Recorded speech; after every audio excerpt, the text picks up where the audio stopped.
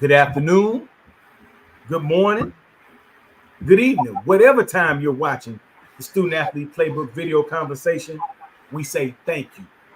I am Barry Brown, author of the Amazon bestseller, The Student Athlete Playbook, Success in the Classroom, Sports and Life, and also a member of the Student Athlete Achievement Program, Youth Education and Sports, where we work very hard to connect with student athletes, their families, and schools, after school programs, and any youth service provider to make sure our student athletes achieve what they want to achieve in life.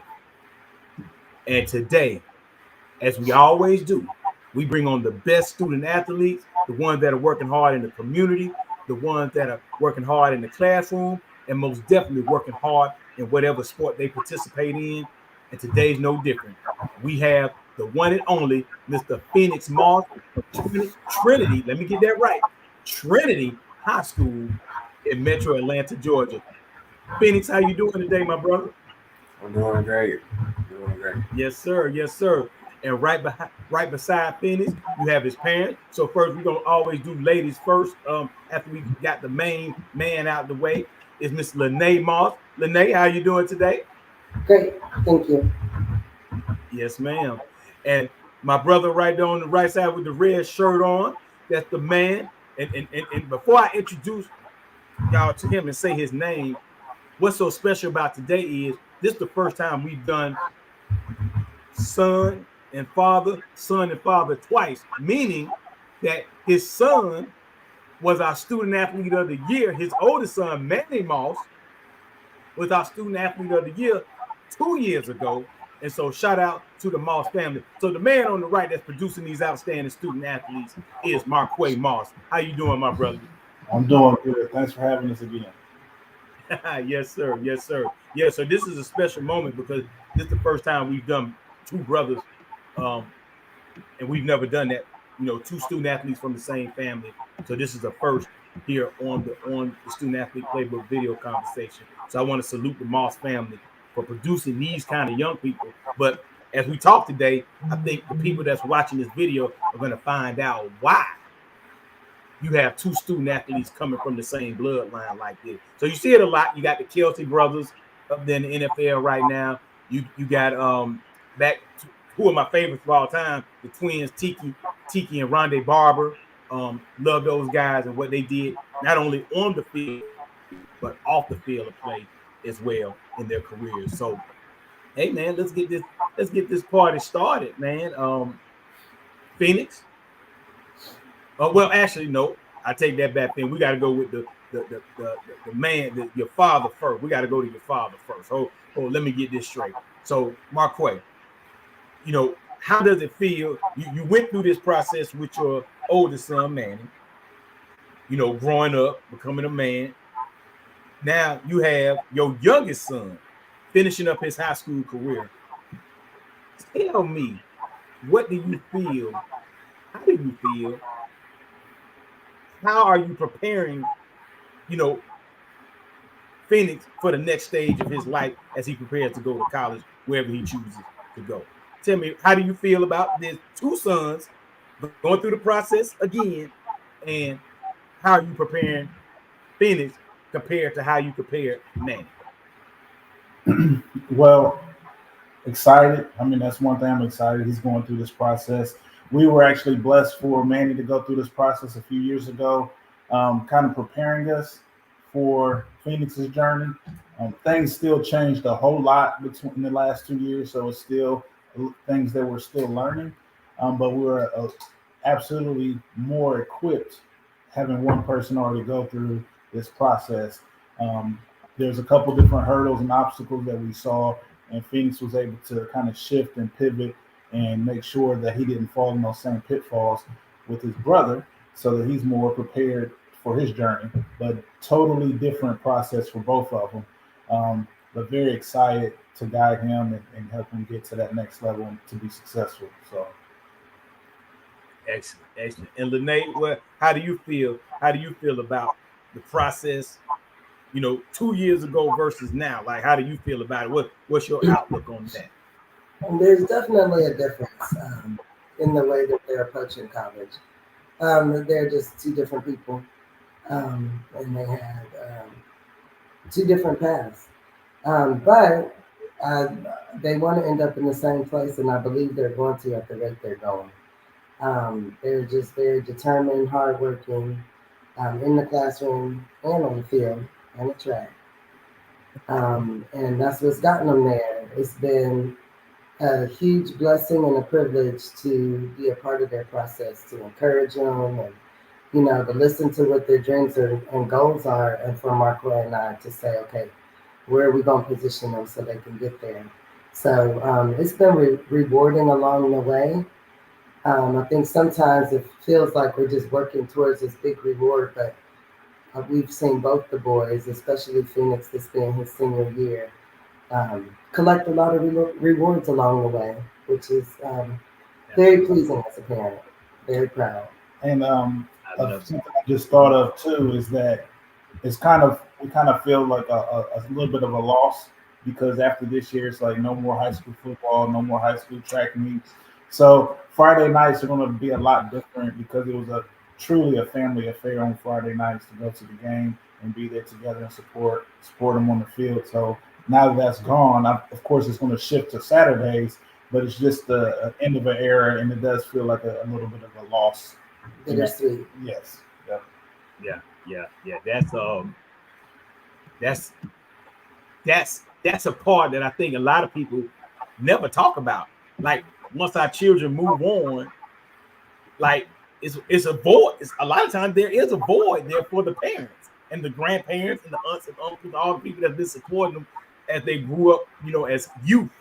So that's cool because I have my oldest daughter, Phoenix, is she's at the University of Miami. Like she plays soccer all the way up through to college and everything. So she's not playing anymore. But she played her freshman year. She played on the club level in college down there, and then she decided not to play anymore once she got down after that freshman season on the club team.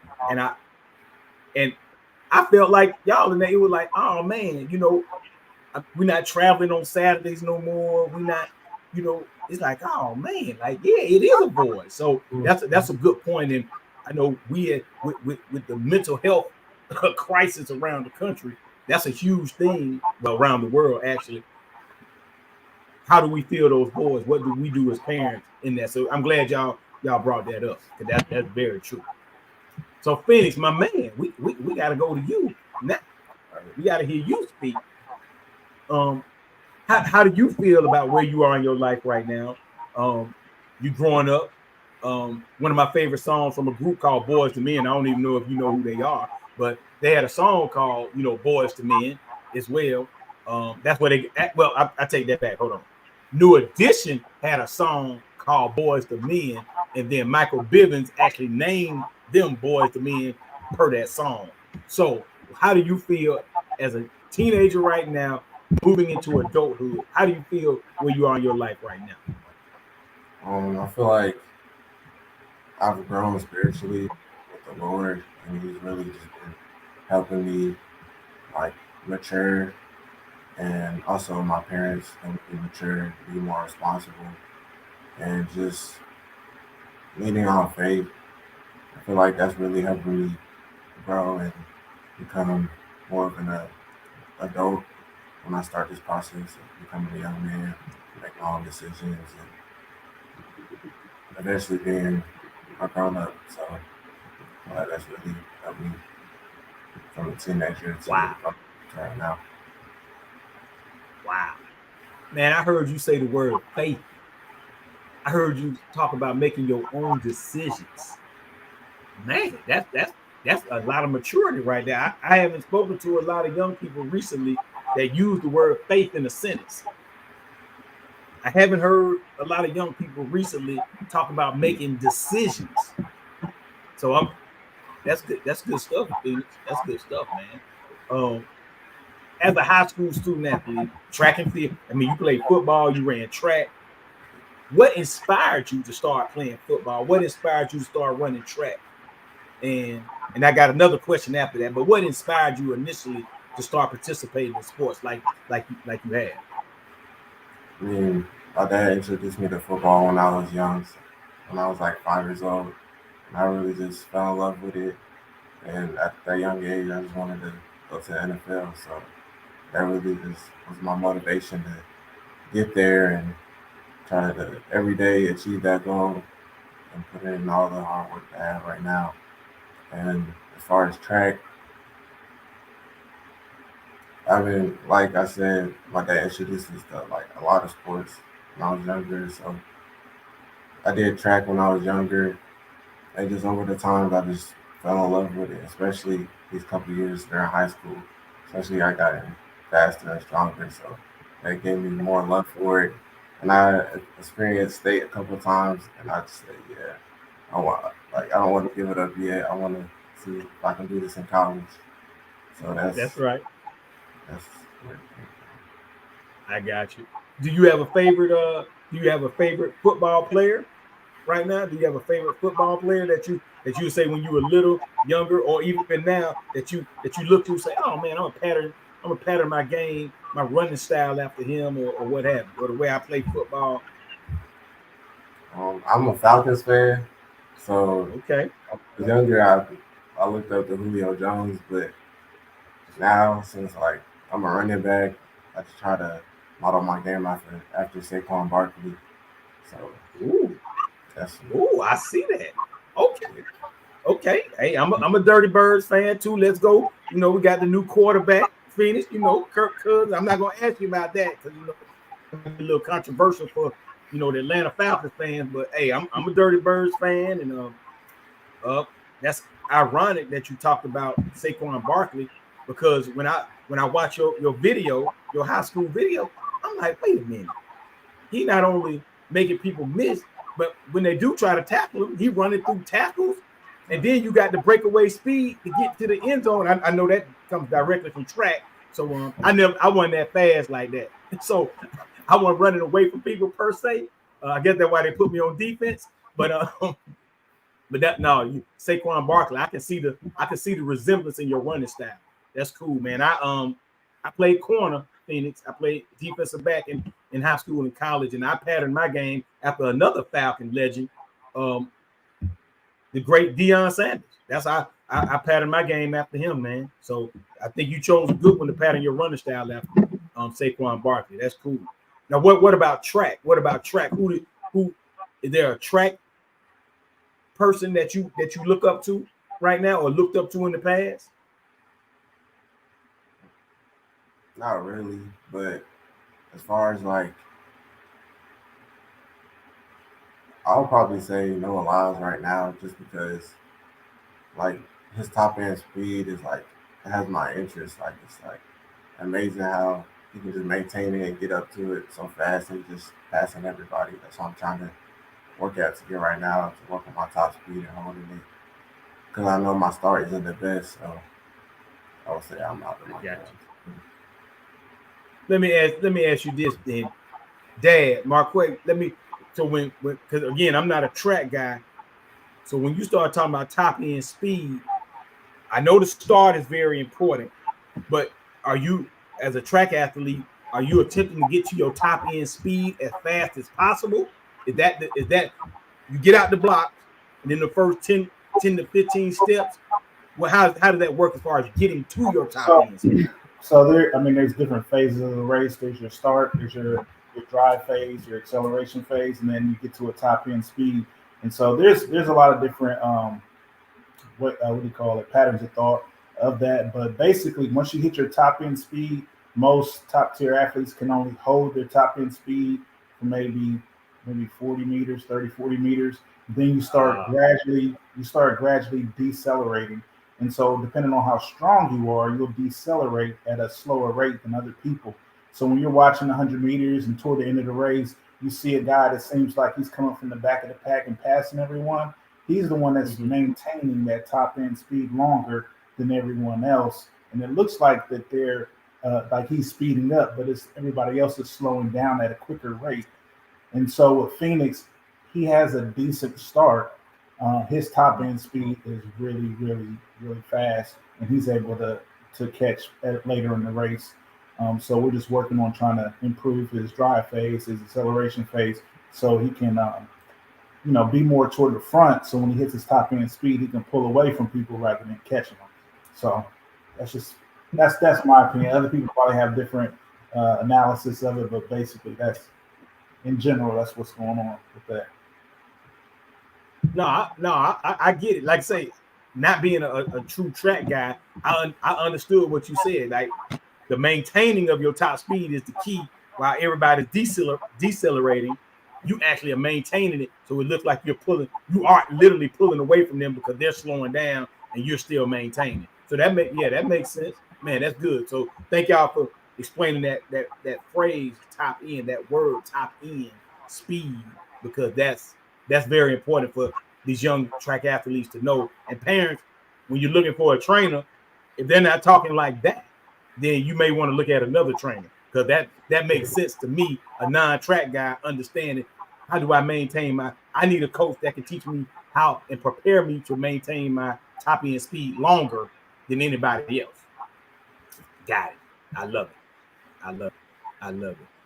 So now, Phoenix, my next question is a part of who do you grow up patterning yourself as, or how do you carry yourself now? But what would you say is the definition of a student athlete? How would you describe a true student athlete? Because that word is kind of fading out on people. We're going to talk about further NIL and all that kind of stuff. But people are starting to say that student athletes don't even exist anymore because of the money that's involved in high school sports and college sports now. So what's your definition of a student athlete? I would say somebody that leads by example, and student comes before athlete.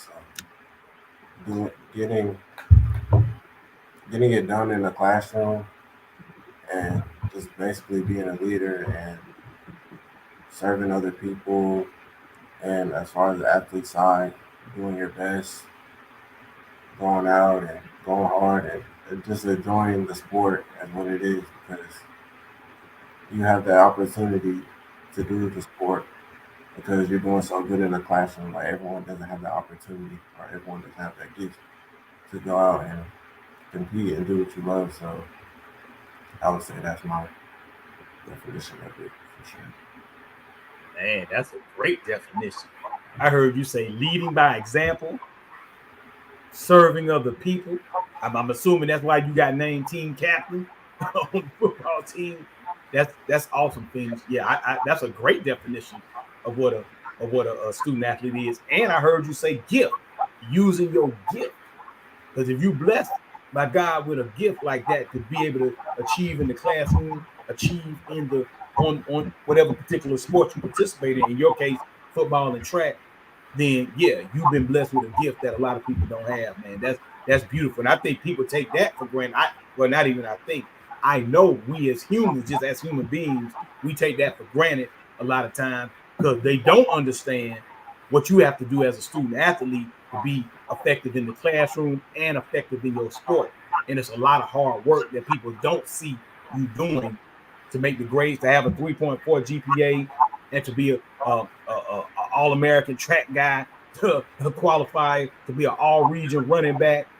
Yeah, it's a lot of work that you're doing that people don't see. And yes, and that's the true definition of a student athlete. Most student athletes have to do both. And then when they choose not to be one of the two, then we see what happens at the end of the day when they choose not to be that student, or they choose not to be the athlete they should be. And then that's where problems can arise by far. Or how about this? On and off the field. That's the issue right there. Man, that's beautiful, man. That's absolutely beautiful. Great definition. So now let's go back.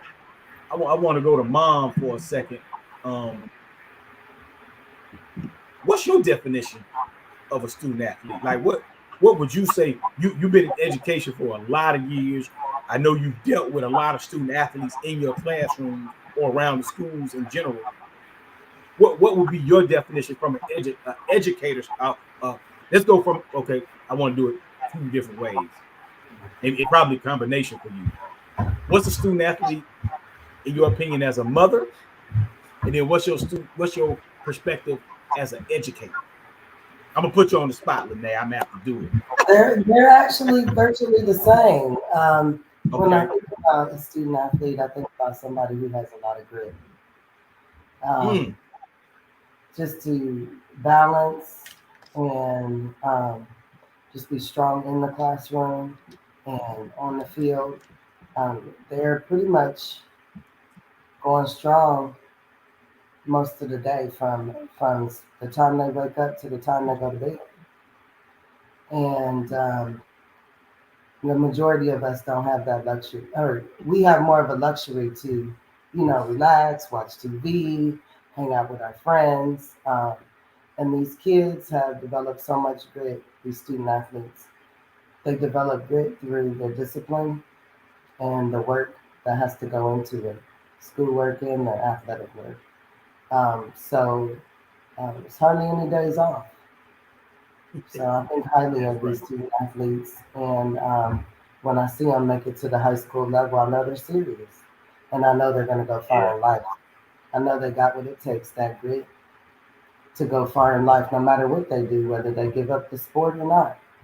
They're going to be able to persevere through a lot of difficult things because they were a student athlete. Ooh. So Ooh. that gives me a good You. peace of mind as a mother, just to know that, whatever, um, whatever path they decide to take, I know they're going to be okay. They're going to push through and they're going to reach their goal. Student athletes have a lot of goal setting they do.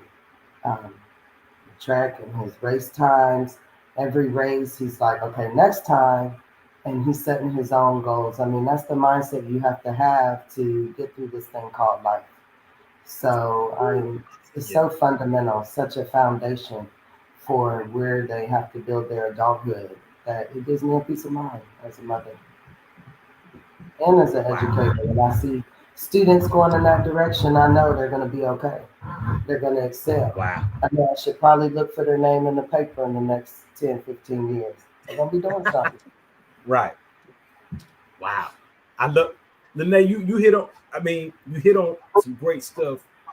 I love the word grit because you hear coaches say that, Mm-hmm. and educators are coaches in the classroom. So I love that word grit. You got to have grit. You agree with that, Phoenix? You agree with that? You like that term grit? Okay. Balance. Listen, if we can't balance life, I don't know what else. If we can, yes, that's a great word you use. Student athletes definitely have to balance. And then you use the word persevere. Lord have mercy. Listen, Phoenix, you have a tremendously bright future. But like Lene said, like your mom said, the foundation, being a student athlete, gives you that foundation of how to persevere. Because I know it's been plenty of days, summer practices, there's track practice. I can't, like I say, I never ran track, so I can't even imagine the running involved in that. But I remember this, and you'll laugh at this, Phoenix. We used to prepare. Shout out to Coach Oswald. He was my high school coach, my junior and senior year of high school. And in the summertime, this is probably why I didn't run track, because he was the track coach too. The defensive backs and the wide receivers, we had to run like 22 220s in a certain amount of time. That was in our summer workouts. So can you imagine a dude that I don't run track. So I don't even understand none of it. Why are we doing any of this stuff? You know what I'm saying? I'm a back pedal, turn my hips. I'm trying to get interceptions here. Why am I running 220s? I don't understand. But hey, we had to run them. We did it. And guess what that did for us? And this is right to Lene's point about the foundation it built. Those 220s, his whole goal. Now, again, this is going from my sophomore year into my junior year. So I'm coming off, we coming off a state championship with Coach Theodosian, who went ahead and retired. So shout out to Coach Theodosian. Rest in peace. So I didn't understand what was going on because it was a transition to another coach. But what he ended up explaining to us was, we're going to be the best well-conditioned team in the region. Like by the time the fourth quarter come, like your dad just explained, we're gonna still be maintaining. Mm-hmm. And while the other team is decelerating, we still moving forward. And you know, my junior year, we didn't win another state charter that year, but we came back and won. We came back and beat 6 teams that we were trailing going into the fourth quarter that season. And we lost in the second round of the state playoff. But we actually came back and won 6 games that season because of those workouts. That's the foundation he gave us.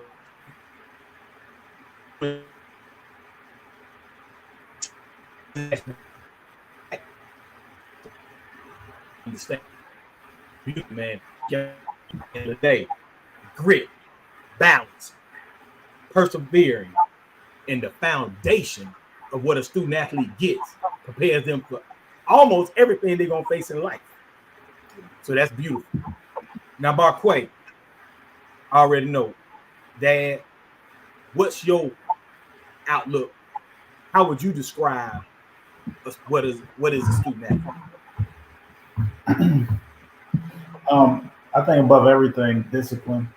If you don't have discipline, I think that's kind of the foundation. You got to have discipline to do, and what I mean by discipline is taking care of business when you don't feel like it.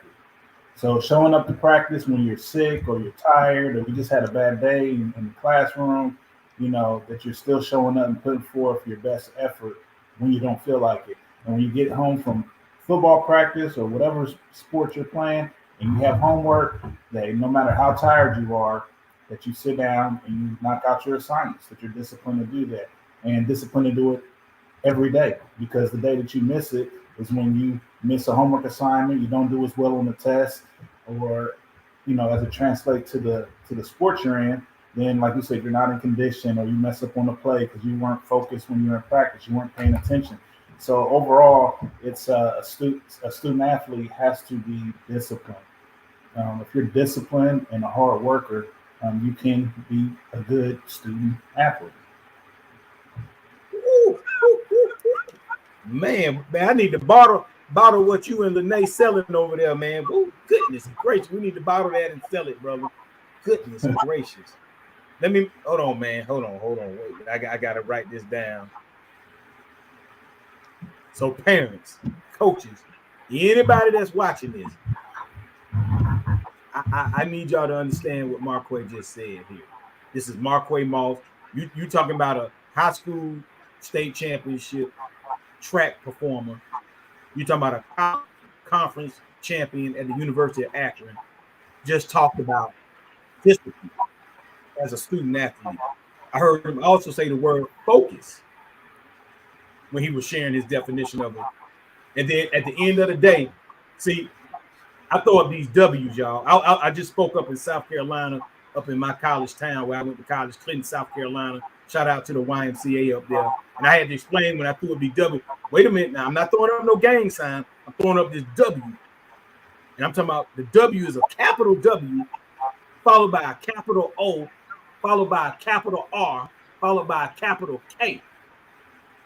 And Marquay, you just said hard work, discipline and hard work. If you don't have that at the end of the day. So thank you for sharing that, brother. Woo. See, now you giving the recipe for why you produce 2 student athletes like this. That's the recipe right there. I see it all day and night. Yes, sir. I told you if you watch it, you're gonna get the formula for what you need to do with your children right here today from the Moss family. Phoenix Moss, Marquay Moss. Hey, you getting it right. Matter of fact, we might just call it the Moss effect. That's what we might just call the Moss effect. That's what we might call it. So now, wow. Lene. Well, hold on, Phoenix. Before I go to them again, I want to come back to you. What would you say? Because I know with the Trinity High School situation, y'all are around some of the younger kids at the middle school and at the middle school elementary school level. Is that correct? Are y'all around them sometimes because of the way the school is shaped? Okay. What would you say to the younger?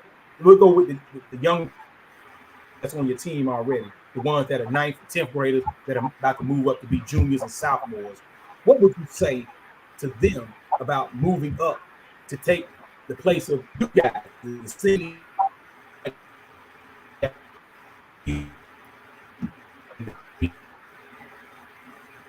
like yourself? What would you say to them? I would say don't be scared to lead by example. And basically,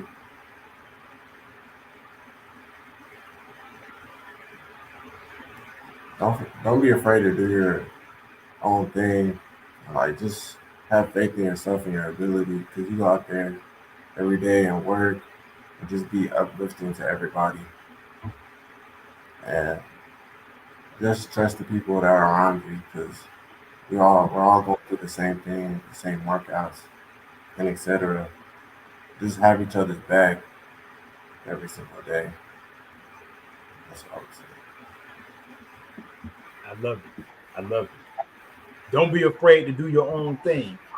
I think you hit on something there, because at the end of the day, Phoenix, I agree with you totally. If you're afraid to do your own thing, that means that you're going to be following the trend or following somebody that may or may not be doing the right thing. That's what I talk to my daughters about, because I also have a younger daughter that's in the 7th grade. And I talk to her all the time about, hey, are you a follower or are you a leader? Which one are you?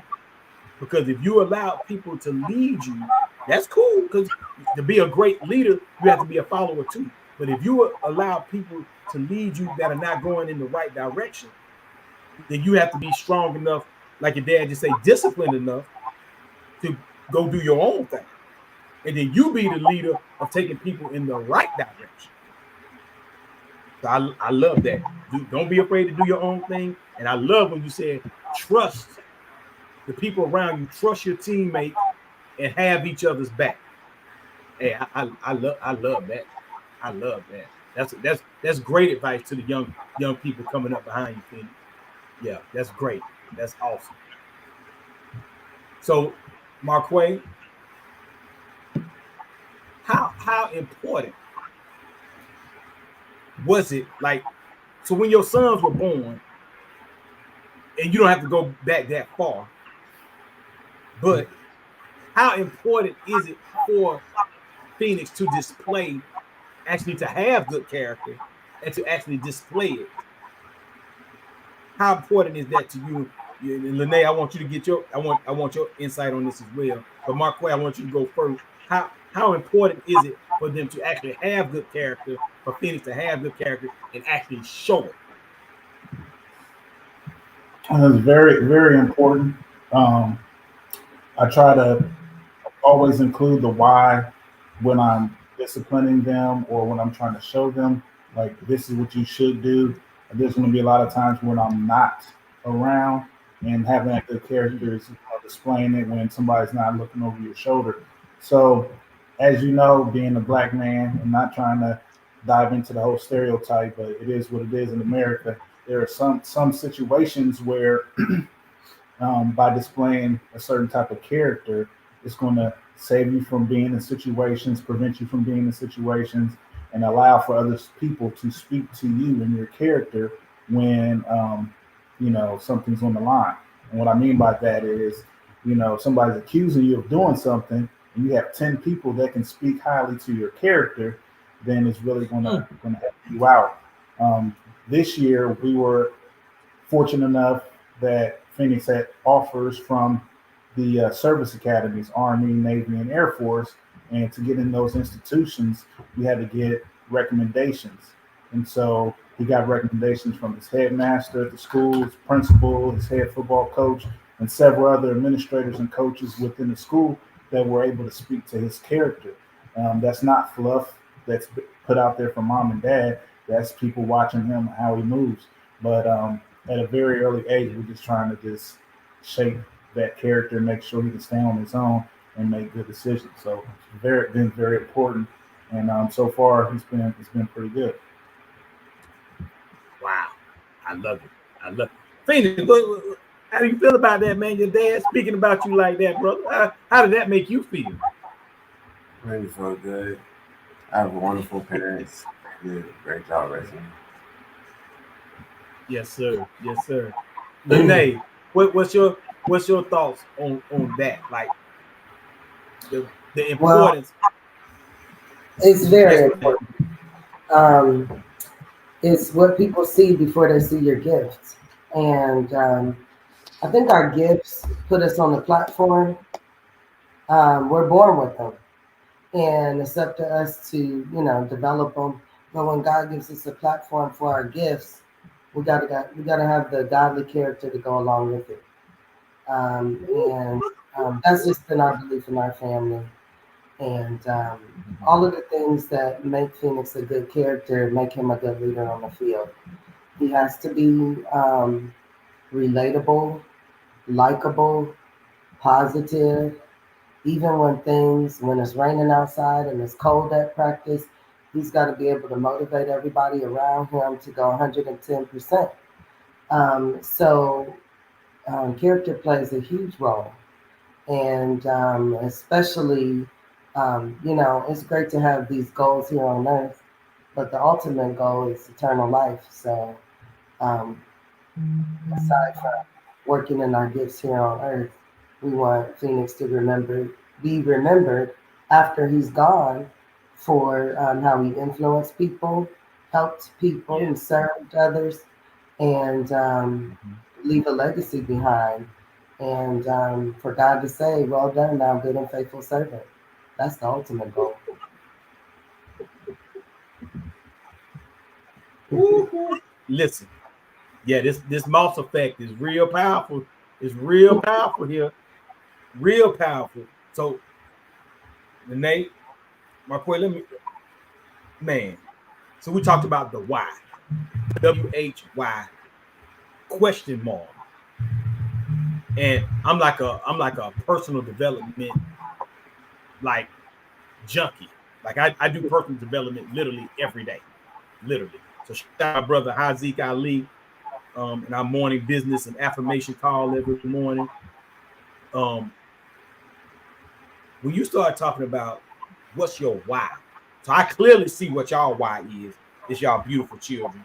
Because y'all have a daughter too, right? Lene, y'all have a daughter as well, right? Three. Three daughters? Yeah, Oh we man. got Okay, five kids. I done missed the whole, and I knew that, and I done missed the, I'm talking about one daughter, it's three daughters. Yeah. So it's clear what the Moss family why is. Period. You know what I'm saying? So when you and Marquay, Lene and Marquay, y'all are out doing your thing in your daily walk, then it's clear what your walk is. It's your children, right? And so then you start talking about the godly gifts. So, Phoenix, I want to make sure that I say this to you directly, young man, because as you continue to grow, you're going to experience this stuff. And this is what we do with the Student Athlete Achievement Program. Everything we do is about preparing our young people to stand on their own and be self-sufficient, like your dad just talked about. So this is the same message I'm about to give you, the same message I give to my daughters. I have two daughters, and it's this. And this is to all the young people listening when you're watching this video. When we are not here anymore, because we're not going to be here forever, you as a young man have to be able to take care of yourself, and when the time comes, be able to take care of your family. So the focus and the discipline your dad was just talking about is exactly what you're going to need as you move into full adulthood, when you're not around your parents and they're not waking you up in the morning to make sure you get to class on time. They're not there to say, hey, you eat at this certain time or you go to bed at this certain time.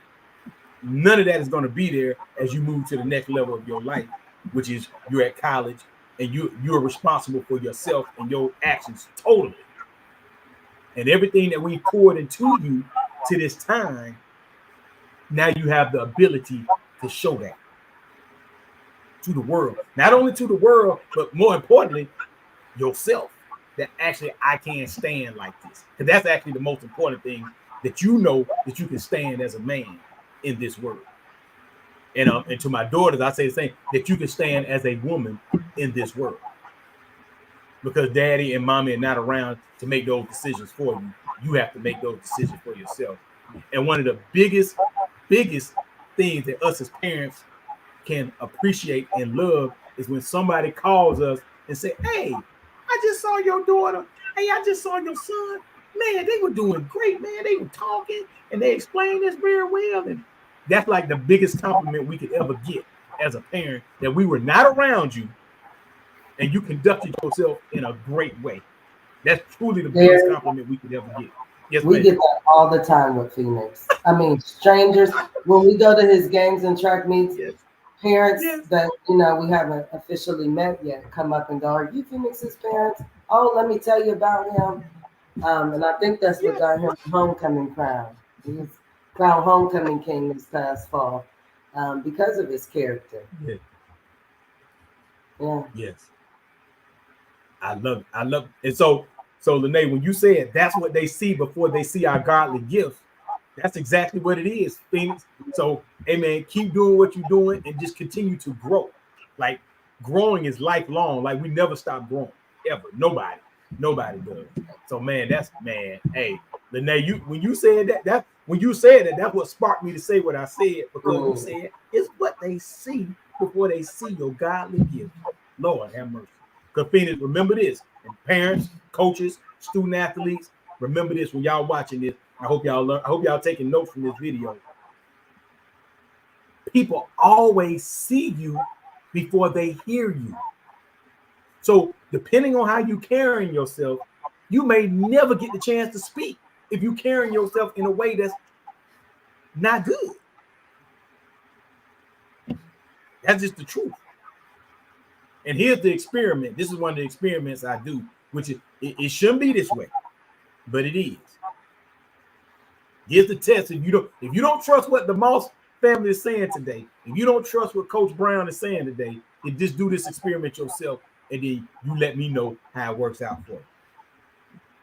Go to your nearest financial institution, dress whatever way you normally dress. Hair uncombed, looking crazy, having on a t-shirt, some flip-flop shoes, pants sagging down, just looking whatever way you look on a normal basis, and that's how you carry yourself.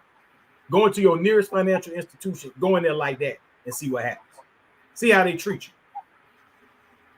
Then wait a full 7 days, a full week. Go back to that same financial institution, haircut, ladies' hair done, dressed in a business casual or business outfit, shoes on, loafers, whatever, casual business shoes, or dressed booted and suited and booted. Go into that same financial institution and see how they treat you then. I can almost guarantee you're going to get 2 different reactions when you walk into that financial institution. And then you tell me how important it is to carry yourself and conduct yourself in a certain way. Hey, Bear, I had the same similar real life situation. I remember I was getting off of work, and I went into, I don't know if it was a grocery store or a pharmacy, but I went in there to get something on my way home from work with a suit on. And when I came in, the assistant store manager saw me, and he was like, how can I help you? And I told him what I came for. He walked me to the aisle and directly pointed me to what I needed to get, grabbed it, and left. So on the weekend, about a couple weeks later, I had to go. I was in the same area, and I was like, let me go to the store. I can get what I need. And when I walked in, the same manager walked right past me, did not even speak, didn't say hello or anything. And I was like, wow, that's very interesting, because I was coming off of work last time. So not even going to a bank, just a grocery store. So think about how people just treat you on a regular basis throughout your day by how your appearance. Yep, it's true. You heard it. You heard it right there. You didn't hear it from Coach Brown. You heard it from Mr. Moss himself. It's ladies and gentlemen, it's so real. And if we don't understand these universal laws that exist out here in the world, and I want to make sure that y'all understand me clearly when I say this. I'm not saying it's right. I'm not. Everybody should get help when they go into a business, a place of business. Everyone should be asked, "How may I help you? How may I serve you?" Phoenix already told you that at the beginning. Hey, serving other people, that's the way. However, it's going to be certain places we go, and like Mr. Moss just said, Markway Moss just said, hey, it can be your local store, your local pharmacy, your local anything, gas station. And people may treat you differently just on the way you look, period. So knowing that, then you should know, and you should learn. That's a better way to say it. We should all learn how to conduct ourselves in different environments. And that's the truth. That's the truth from Coach Brown. So man, hey, this been a great, great conversation. Thank y'all for talking about character and how important it is. Phoenix, now man, obviously you very busy. However, outside of sports, man, what do you do for fun? For fun, I play on a video game. Just play 2K and Madden occasionally, or just relaxing, laying down and chilling, spending time with my family, either watching movies or playing spades at game night. That's what I usually do for fun. Okay, wait a minute. Now you know how to play spades, man. You know It's how a to lot cut some of hands. kids. Spades and dominoes, baby. I gotta be ready for this game. And domino, bones. Oh, okay. Thanks. Okay. I'm gonna have to Gotta come get to the him ready next for family college. barbecue or something. We'll say that again, Lene.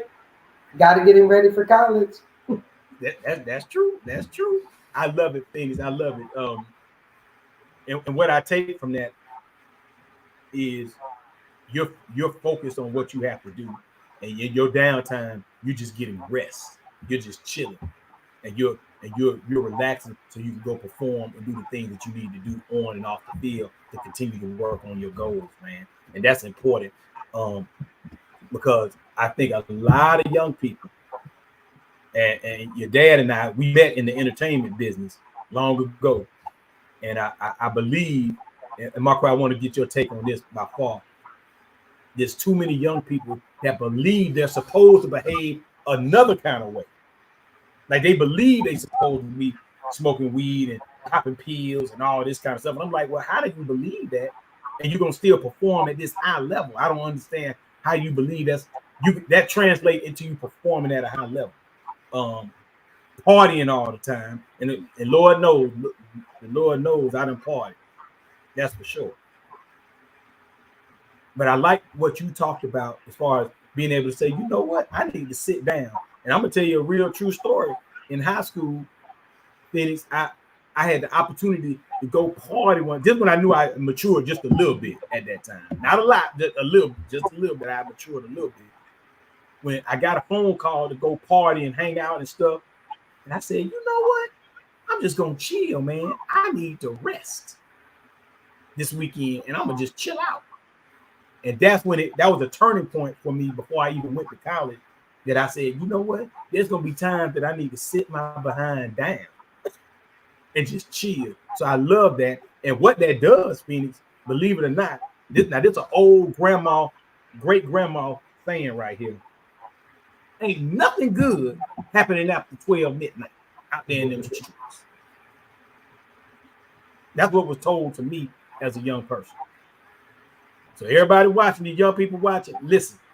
And it might even be more serious in these days and time.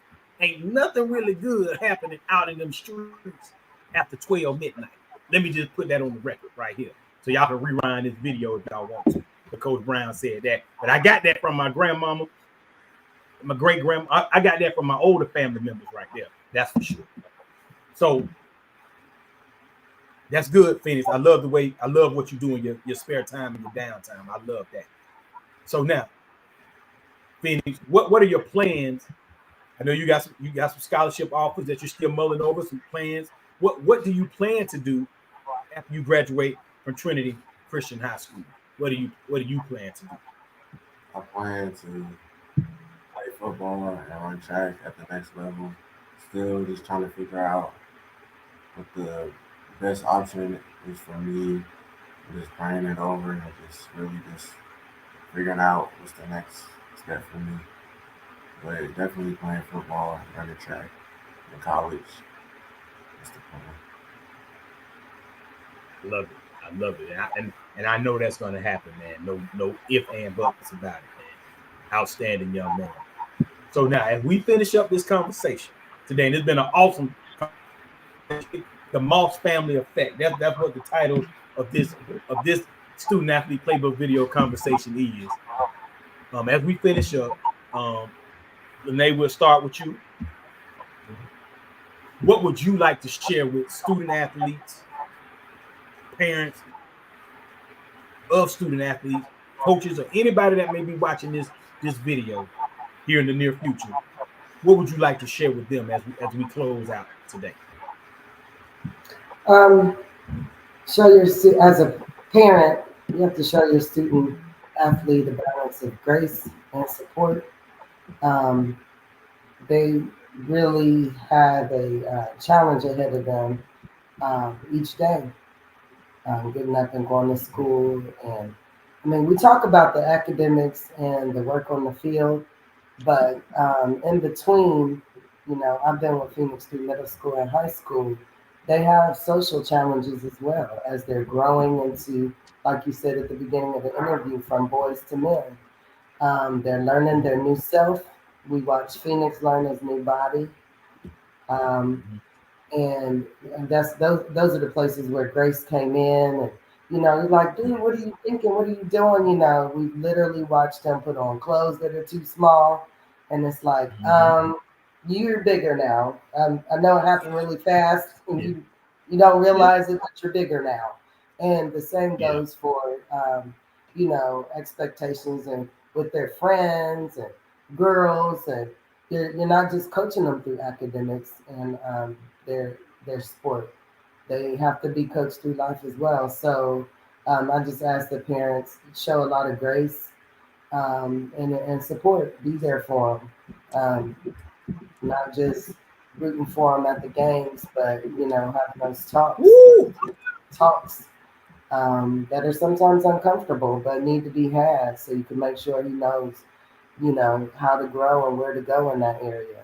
So just be real with your kids, straight up.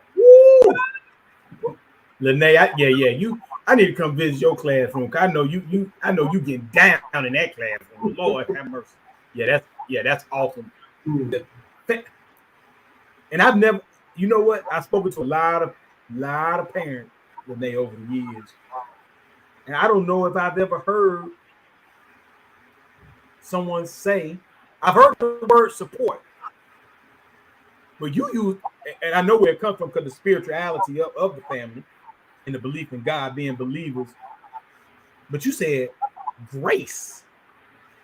We got to give our kids grace with that. And I love that because you're right. The times have changed. I understand that. For our young people are facing challenges that we just didn't face.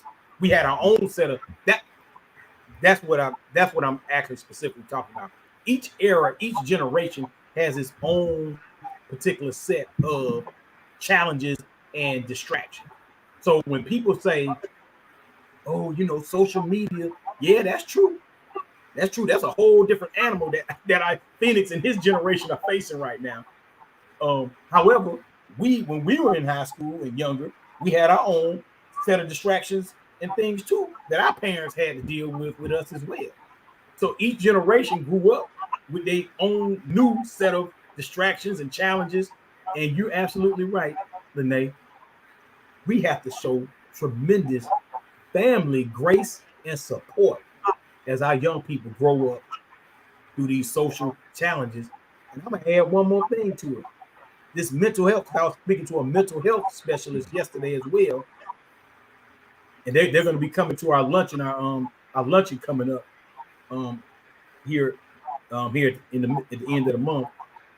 And that's what we were talking about, the mental health challenges that our young people are facing is amazing. And then the ones, us as an adult, because And Phoenix, before you speak, I want you to go next. I believe that this might be the most important thing that we're facing right now, the mental aspect of this stuff, because I'm hearing all the time, when I start hearing elementary school kids and middle school kids start talking about depression, I'm like, I wish I would have said to my mama I was depressed about something and I ain't got not one bill to pay when I was a kid. But that's not the depression we talking about, though, for our young people today. You see what I'm saying? It's not that. And I think we as adults have to understand, yeah, they're not talking about that kind of stress and pressure on them. They're talking about the actual pressure that they have in school and in the social atmosphere, like you talked about, Lene, the social challenges they're facing. So, yeah, thank you for mentioning grace, total family, grace and support. And I'm going to add an educational term here. I hope you like it, Lene. Hope you'll be proud of me using this word. The same way we talk about in education, we can talk about in the family structure when we have, how about let's use this to start promoting this term. Let's start showing wraparound love for our children. I like that. We talk about wraparound services at schools. Well, let's talk about wraparound love for our own children. And that's going to help our educators in the school if we send our kids to school that already have been wrapped in love and discipline. And they know how to come to school and conduct themselves properly. How about that? I like so, that. Phoenix, you like that? Yeah. Use that, Lene. Use that now. Let's use that. You know what I'm saying? We're gonna talk offline about that. I think we can do something with that. But that came from you, though. You inspired that thought in my head. That came from you. Okay. So, Phoenix, as we close out, what would you like to share with student athletes, other student athletes like yourself, parents, coaches? What would you like to share, young man? For other student athletes like me, I would share, like, being a student athlete isn't easy. Nobody says it's going to be easy. No one's really going to feel bad for you because you chose this hard path for your life. And I would just say, set goals for yourself, because that's really going to keep you motivated to do what you wanted to do in the first place about signing up and being a student athlete. So, I feel like just setting goals for yourself and just kind of persevere all of that to get what you want at the end, is whatever your goal is. That's all. Wow. I love it, man. Phoenix, let me tell you something, young man. I love the way you speak. I'm gonna tell you something. I know somebody been working with you. You know why? Because every time I've asked a question today, you stopped. You didn't hurry up and respond. You thought about what was actually asked of you, and then you took a pause. That's a speaking technique, and then you spoke. That's outstanding, young man. And to use these goals, you several times today, and that is the key. That's one of the major keys to achieving in life. You set goals and you continue to accomplish those goals. And once you accomplish them, you set new goals. So what happens then is you just keep rising because you keep setting new goals for yourself. I love that, young man. And then you said something.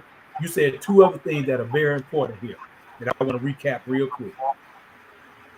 It's not going to be easy. It's not easy because life is not easy at all.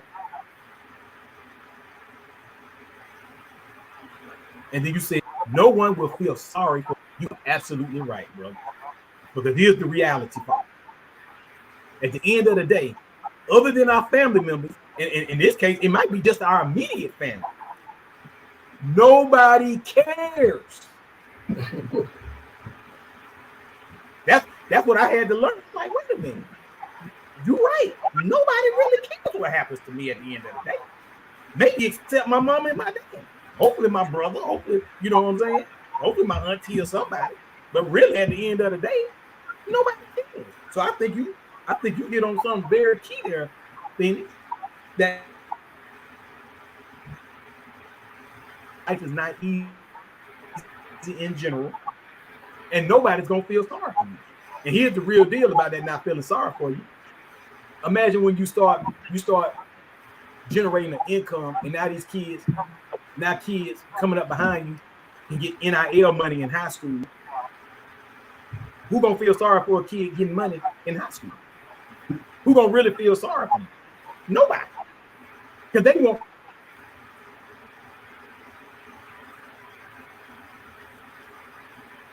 the fact that you have wraparound love around you. Because you have that wraparound love, man. So thank you for sharing that with us today.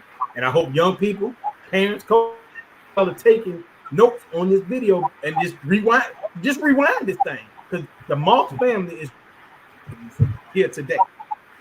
So now, to close out this thing, Brother Marquay, what would you like to share with student athletes, other parents, and coaches that may be watching this video?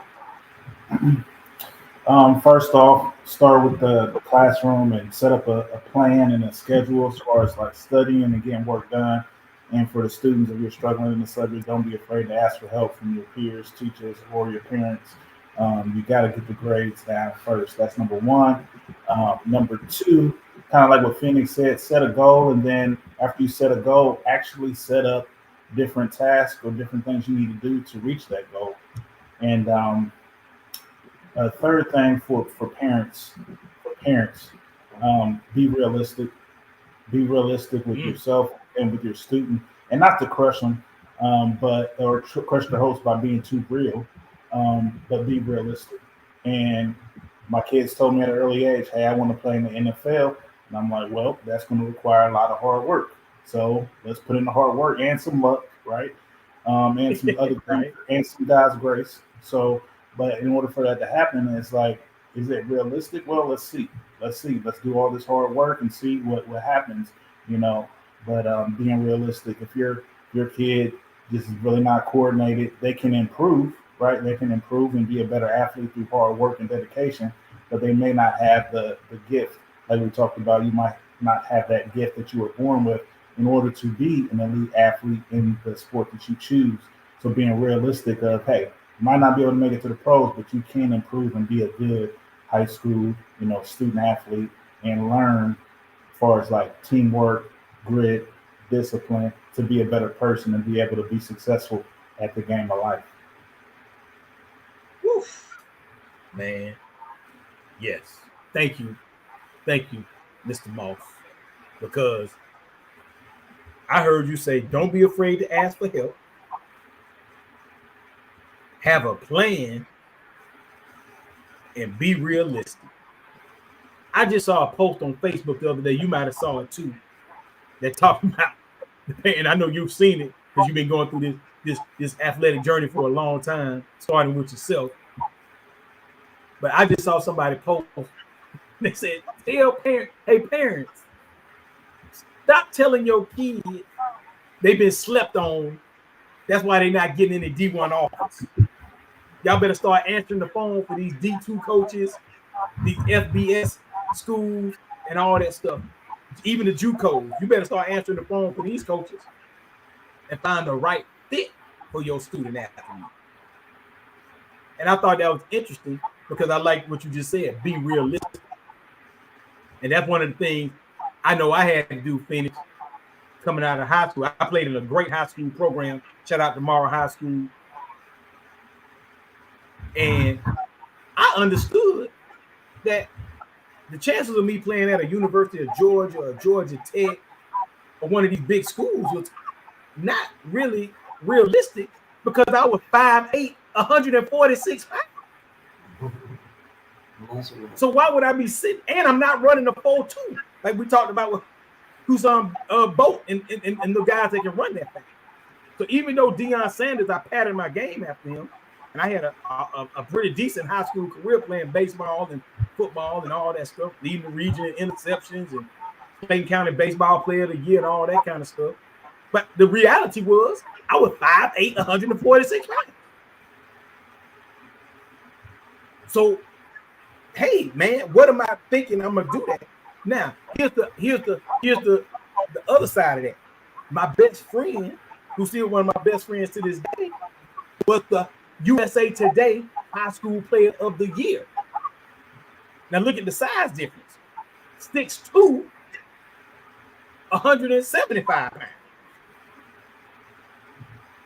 That's a big difference. You see what I'm saying? So parents, you heard Mr. Moss say it straight up and down.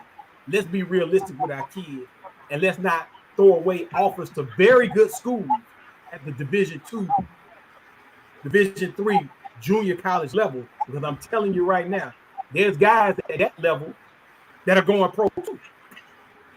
Every day, it happens every draft. You see a Division II player get drafted, and you're like, well, what about all these D1 players? Sorry, they're not all getting drafted. It's only 256 slots, something like that. But there's a gazillion players. So let's be real with ourselves, let's be real with our students, and let's prepare them for life. Because 9 times out of 10, I'm not even going to break down the very small percentages of the people that actually go pro, because it's very, I'm talking about 1%, 2% type stuff that are actually going pro. But let's do something that's going to benefit our kids, because they're 9 times out of 10 going to go pro in something else. So let's prepare them for that while they're still chasing their goals. Let's prepare them to be successful in life, where they're able to generate an income for themselves and their families. That's the key to life.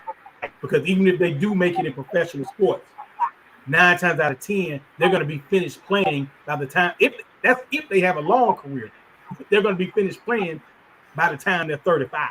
If they, and 9 times out of 10, they're not going to play that long. But that's going to be somebody that played a long time. They're going to be finished by the time they're 35. What are they going to do then? So the Moss family today has given you a formula for success in whatever your student athlete chooses to do.